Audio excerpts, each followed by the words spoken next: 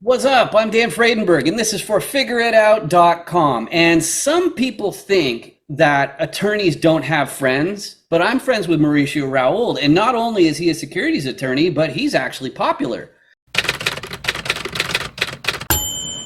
But thanks for being here today, Mauricio. And I'd like to thank you in the audience for watching. So let's get you up to speed. So on FigureItOut.com, the interviews are secretly for smart people who want a lot more out of life.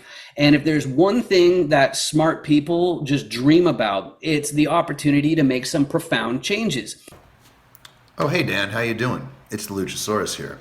So I started this dream job series on Figure It Out to be a resource to capable people, but I have guests on in this series who've achieved something that's, I'll call it enviable. And I asked the guests how someone with no friends, no family, and no cash can achieve it. So sometimes it's more of an achievement than a dream job. For example, I've had an international award-winning composer. I've had professional athletes, a Broadway opera performer. Great for the vocal cords because you don't over open the throat, and as soon as you over open the throat, it's really hard to sing low because you like bottom out really fast. Even Brian Cuban, I had him on to discuss 15 years of sobriety, becoming a novelist at age 59, and having a healthy relationship with their siblings, who happens to be a billionaire, which Hey Dan, how are you doing, my man? that's got to be tough. But Mauricio is also featured on our Who Are You Helping series. He helps people legally raise capital and cooperate with the SEC. But before we get to our dream job questions, Mauricio, can you introduce yourself? Yeah, thank you, my friend. My name is Mauricio Rauld. I'm the founder and CEO of Premier Law Group, and we do help real estate syndicators stay out of jail. We make sure they're legally raising capital, full compliance with all the federal and state regulations, and at least that's what I do for my job or my dream job. I love it. I love it. We've known each other for about 2 years or so. And honestly, that probably wouldn't have happened if I didn't open an agency for mass emailing and CRM web funnels and starting to work with real estate deal sponsors and coaches. Coaching in real estate is pricey, with many programs costing 5 figures, like as high as like 40K for the fast track education paths. But coming into real estate from tech meant for me that I got to be a little bit like Dorothy in the movie Wizard of Oz and see the man behind the curtain in real estate education.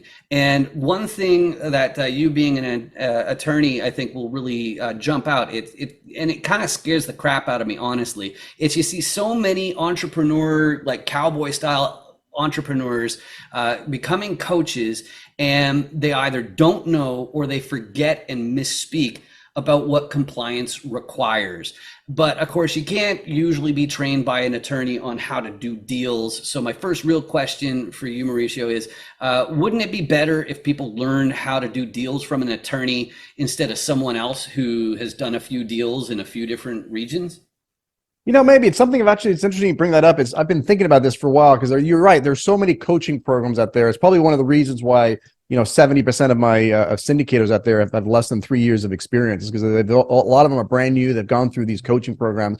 But what there isn't out there is sort of a coaching program just for the legal side. So the coaching program is like, hey, how to find a deal, how to find investors, and all that's great.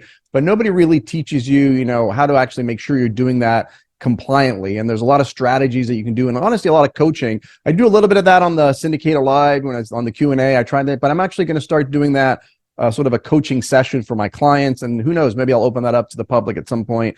But no, you're right. I mean, obviously there's one thing that people can teach you the things to do, but if you're not doing it compliantly and you end up in an orange jumpsuit, it doesn't really help you.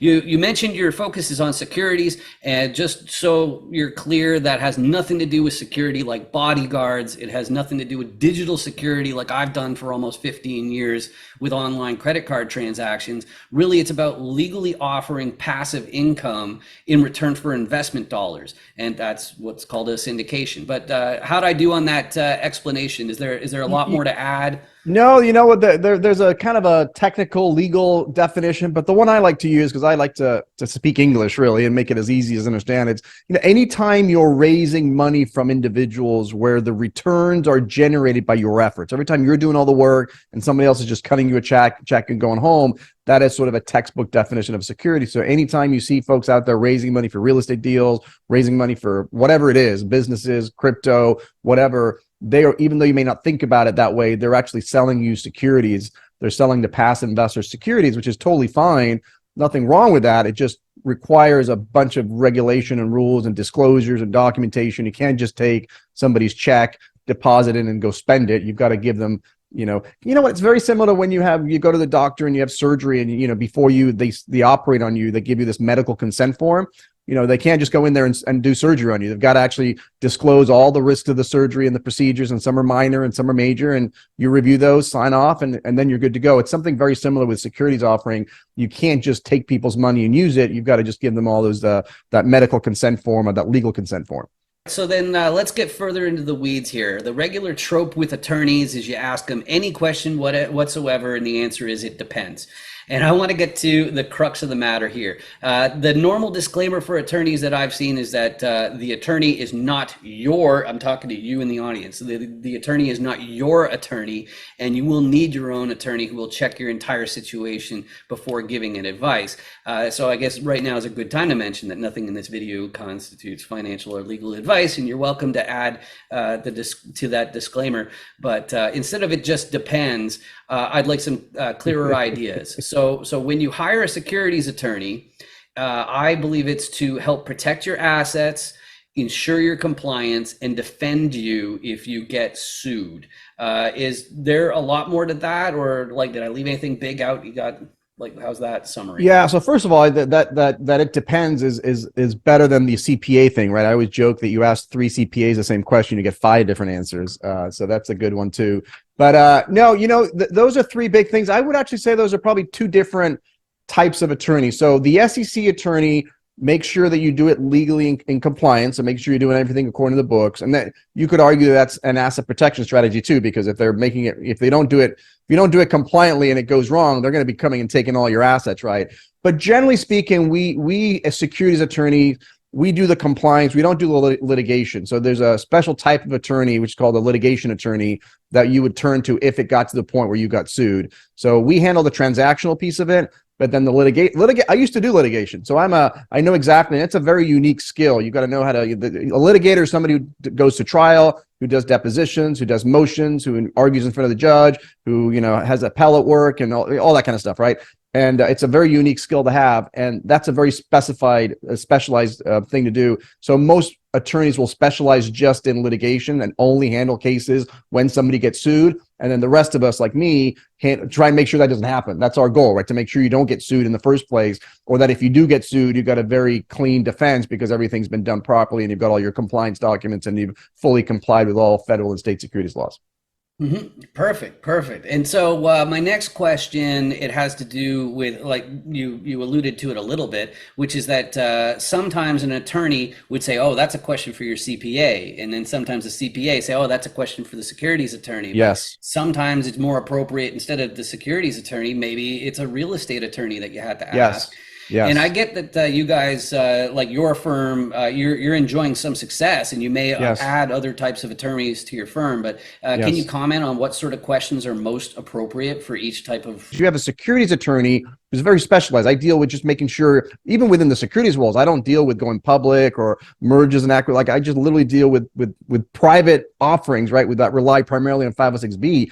So if you have a question to me about a real estate transaction, about your letter of intent or your purchase and sale agreement, or whether the lender should do this, or whether this is okay on title, or I'd be like, I have no idea. You need to go talk to a real estate attorney that does that. If you want somebody to then say, well, I need I've just started a new company and we've got partners and we created an entity and I need a really good operating agreement, like a business agreement. Well, that's going to be a business attorney or maybe an asset protection attorney that goes do that. We talked about litigation attorneys. That's when I get sued, and you could be both on the defense side and the plaintiff side. So what I do, which I'm really good at, is that I can identify very quickly what type of attorney that question relate, just like the CPA stuff. I'm not a CPA. I'm not a tax professional. I think too many people try and play that game. If you ask me a tax question, I'm going to refer you to the tax, the CPA, right? And if you ask me these other questions, I'm gonna be like, you know what? I don't know the answer to that. You need to talk to this type of attorney. Just like the general practitioner would say, well, it sounds like you've got some issues with your heart. You got something doesn't sound quite right. I don't know enough about that area, so let me refer you to the cardiologist who's an expert. There's different levels of that, and it's the same thing with attorneys. So don't get discouraged, or don't assume that just because your uncle or your buddy's an attorney that you can go ask him, hey, I got a parking ticket the other day. How do I get out of it? I got a speeding ticket. What should I do? It's like, well, that's got nothing to do. So I have no clue. You'd have to go talk to somebody who specializes in getting in traffic stops. And there are people who specialize. If you get a DUI, that's more criminal. That's technically now a criminal thing. So there's a difference between criminal attorneys and civil attorneys. But that's a specialized attorney that will handle you if you get a speeding ticket and you think you've been unfairly handled, or you get a DUI that you think is not appropriate. There are specific attorneys that handle that. So don't get discouraged if you're asking somebody who's an attorney that they just don't know the answer, because they are very focused. I love that. I love that, especially because you mentioned these different professionals. Like even just as simple as a website. Based on my own experience. Sure. Like I heard Mark Cuban say recently, it's like that. Like a high school grad should be able to build a website, but of course that doesn't mean that they're going to be able to build a website that's made tens of millions of dollars, which I've done a few times myself. So it's like, yeah, they're not all created equal. I get that. I was going to say something on that too, because I get all the time. I'm like, hey, can I get disclaimers on my website? And then so there's a whole area which is the Federal Trade Commission. People specialize in the federal. I don't know anything about the rules and regulations of Federal Trade Commission, but that has a lot more to do with advertising, how you sell a product, and how you get referrals and affiliate programs. All that stuff is governed by the Federal Trade Commission. There are attorneys who specialize in that. And so, for example, with my clients too, I've got some really well-known clients who are influencers who wanted to kind of go the next level and figure out, hey, can I advertise on a Super Bowl ad, or can I advertise on this and that? Or what can I say exactly? And again, that gets really nitty gritty. And so then we went and found somebody who specializes in that type of law, and then consulted with them to get the right answer, because it's just way outside of my wheelhouse. Definitely, that makes sense. And since I'm the guy who prominently has 506 Beanie on their screen, I can say that with these different professionals, I'd say my claim to fame is that because I can program software from scratch. I studied electrical engineering, so I also run all the IT, the databases and whatnot. But so I knew before I got involved in this space that even if a judge or an attorney asked for a particular type of data to be saved, I knew the hardware and programming limitations far more than would be reasonable for them to understand.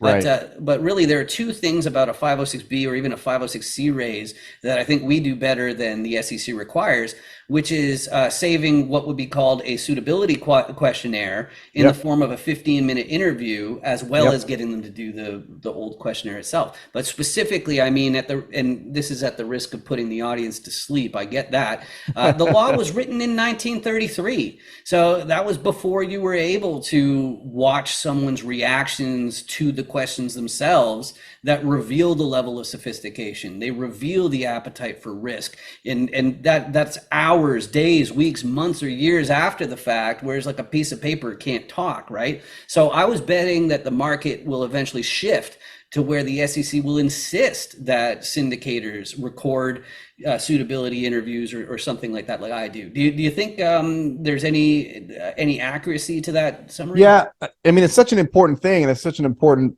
service that you provide, because one of the requirements for all of my clients is to make sure they have a certain type of relationship with their investors. And I always go through it all, and I tell them what they need to do. And you mentioned a sort of questionnaire and meetings and all that stuff, and that's all well and good. But the one part that most people, or a lot of people, forget is to document that part, right? So they go through the process, but to your point, 5 years from now, if there's an investigation, if there's a complaint, if you've lost some money, if they come to you and say, hey, you met, I see Dan's one of your investors, like, when did you meet him?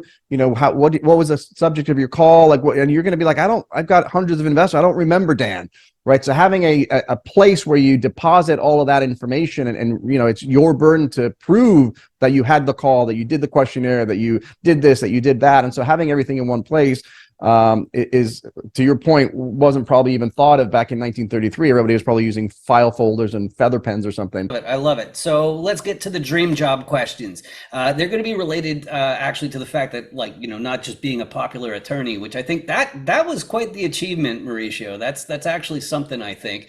But what my first question has to do with having a popular YouTube channel that's hit the requirements for monetization, and you got there fast. I get that you're an attorney, which means you've got, like the, official credentials and all that kind of stuff that I think has something to do with how these social media algorithms work. You are active in personal branding, and I know that you have people that you pay for, to understand marketing and do that. But and my questions are speculative in nature, as you can see. So you give out all sorts of valuable information, and I bet that contributed to some hefty student loans. That's how you ended up getting them. That's right. But and I feel that that value you've given your audience, you've earned every bit of popularity that you enjoy. But I'd like to ask about the order of magnitude for the expense. Like, you're also in California, and everything is expensive in California. But if for a California attorney to get out of obscurity, I guess the first thing is, like, did you guys go for organic or paid marketing? Yeah, I haven't done any paid marketing yet. I'm starting to think through that, but I think about marketing differently. I'm a student or a disciple of Gary Vaynerchuk. I've been following him, and he's all about personal brand. It's a little bit of a different approach, and so it's really the long game. When I post things, if you notice, there's no call to action, there's no link to click on, there's just pure value add. It's almost, Gary wrote a great book called jab, jab, jab, left hook, or something like that, and where it's like you're giving constant value to the people, add value, and then every so often you come in for the right hook and you ask. Gary will have a book and he'll just go crazy, but Gary gives away all of it, and so it's all been organic. And if I did do paid, it wouldn't be for a call to action. It would be just to amplify whatever I'm doing. So if I have a post or something that really resonated with people, well, instead of having 1,000 people or 2,000 people watch it, let me pay a little bit of money so I can just get the amplification and more people watching it. And I rely on brand. I'm actually 100% brand, and I got other people on my team that work more on the transactional side, because at some point you've got to get the transactions in. But if you're 100% transaction and zero brand, I would encourage you guys to start slowly getting that to 90-10, and then eventually maybe get to 50-50. And Gary is amazing. He's 100% brand. I've probably spent a good amount of money I'll give you a good example. I've spent a good amount of money with Gary and his team, but only till recently. And he never asked me for an email. He never sent me, I was never in a funnel. He was just putting out great content. And then when I said, you know what, I need to talk to somebody, I need some help with the marketing, who else would I turn to? He's given me so much over the years, and he had some event and I went to, and I spent money. And then eventually hired one of his, not his big company, because it's like, that's for like Fortune 500 company. He's got a couple of other offerings, but he never, there was no salesperson calling me. There's no follow-up. It was literally all brand. And that's really what I'm going for, is just pure brand, where people just know who I am because of the value that I provide. And then hopefully, and it happens, where now if you need a securities attorney, I'm going to be at the top of the list, where, hey, I've got these 3 people in mind. Mauricio is going to be one of them. And then it's up to me and my team to then talk to them and make it happen. But brand to me is really what I've been focusing on. So I haven't done any paid ads. It's all been organic. I'm still growing. It's hard. There's only so many. My avatars, as real estate syndicators, there aren't a million real estate syndicators out there. There aren't 100,000 real estate syndicators. So I'm working with a limited audience. So there's only so much I could grow, which is why I'm now looking into how do I expand and help other people be beyond just securities offering, and maybe grow my reach a little bit. I think one of the biggest personality traits has to be, you can't have a scarcity mindset. You can't be protective of your knowledge. You need to share and have that abundance attitude. I think that's one of your secret sauces. But yeah, I couldn't agree with that more. I come from the personal development world, and that's something that you absolutely have to have, is an abundance mentality. There's plenty to go around for everyone. Plenty of securities offerings to go around. I don't need them all. I don't even need a fraction of them. So and look, this is not a do-it-yourself business. I think there are a lot of people that are concerned that if I give you the answer, you're going to go do it yourself. That helps me a little bit, because I know that I can go do it. you can't go do it by yourself. You have to have a securities attorney. The question is it going to be me or somebody else? And so that helps me probably a little bit by being, just being able to give. And I enjoy it. I love teaching. I love coaching. And so it's an outlet for me too. I don't really have much of an artist type thing. Like my wife's an artist, but I enjoy it. I love teaching. I love educating. There's nothing that I love more than putting out a good video and people responding and saying, wow, this is so valuable. Really appreciate it. Or, hey, that was a good episode. Or this was a good live that we did. So I enjoy it too. So in terms of dream jobs, that would be something, if I could do that full time and just make a living and doing that would probably be a fun thing for me. That's fantastic. Fantastic. So let's make sure that people know how to reach out. I should mention that if you scan this code here, this QR code, that goes to the FAQs page of 506B.me, which is where I offer the service of documenting your substantive relations for 506B raises. If you're doing any syndications or anything like that, my name is really distinct, so I'm super duper easy to find, especially on LinkedIn, which is the social media platform I spend the most time on. But Mauricio, people want to reach out to you, follow you, get lots of information. What are the best ways to reach out? Yeah, LinkedIn, I'm definitely is my most active platform. I'm in there a lot. And then I have a community for real estate syndicators. So if you're a real estate syndicator, just go on Facebook and go to Real Estate Syndicator Community. There's about 3,000 of us at this point, and really great community. Dan, you're obviously a part of that. And just everybody there to help. Again, no pitching, no, none of that stuff. It's all how does everybody add value to each other and help everyone grow. And I spent a lot of time in the Facebook community, so come join us there. And of course, the YouTube video, I got over 200 videos under just Mauricio Rauld. So go check that out. Appreciate a subscribe. I'm almost at 3,000, so I should get there here in the next 30 days. Excellent, excellent. Very well deserved. So thank you very much for joining today. The only other thing I got to say, it's my public service announcement that I like to say, which is if you've been experiencing searing pains in your eyeballs and like migraine-like symptoms, I'm confident it's the hideous subscribe button that's just down there, and you can hit it for free and it just goes away. It's wonderful. The only trade-off is that you may see my videos on the list of suggestions, but you can go ahead and ignore those suggestions. I just appreciate the fact that you spent this time with me. Just like Mauricio, appreciate you joining me. This has been fantastic. No, thanks for having me, Dan. Thank you. Awesome. Cool. Hey there, are you interested in commercial real estate deals? Would you like to build your network of investors and deal sponsors? Well, the best thing I can do for you is have you appear on a chance encounter interview as featured on dandoesdeals.com.